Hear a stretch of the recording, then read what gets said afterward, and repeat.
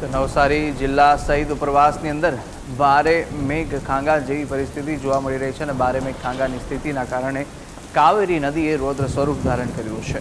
કાવેરી નદીની જળ સપાટી 19 ફૂટ પર પહોંચતા જ ચીખલી નજીક રિવરફ્રન્ટ વિસ્તારની અંદર પણ વરસાદી પાણીનો ભરાવ થયો છે। રિવરફ્રન્ટ નજીક આવેલા શિવ મંદિર અને કોઝવે પણ પાણીની અંદર ગરકાવ થઈ ચૂક્યા છે। 12 કલાકમાં 15 ઇંચ વરસાદ પડતા સર્વત્ર જળબંબાકારની સ્થિતિ હાલ સર્જાઈ છે।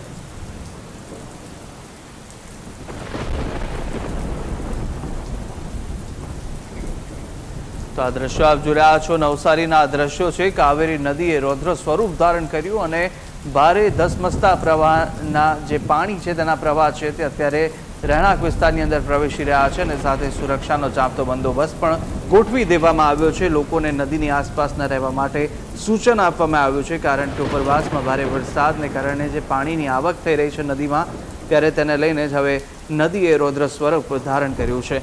રિવરફ્રન્ટ વિસ્તાર હાલ જળમગ્ન થઈ ચૂક્યો છે અને ઉપરવાસ સહિત જિલ્લામાં ભારે મેઘ ખાંગાની સ્થિતિના કારણે આ નદી અત્યારે રૌદ્ર સ્વરૂપ ધારણ કર્યું છે।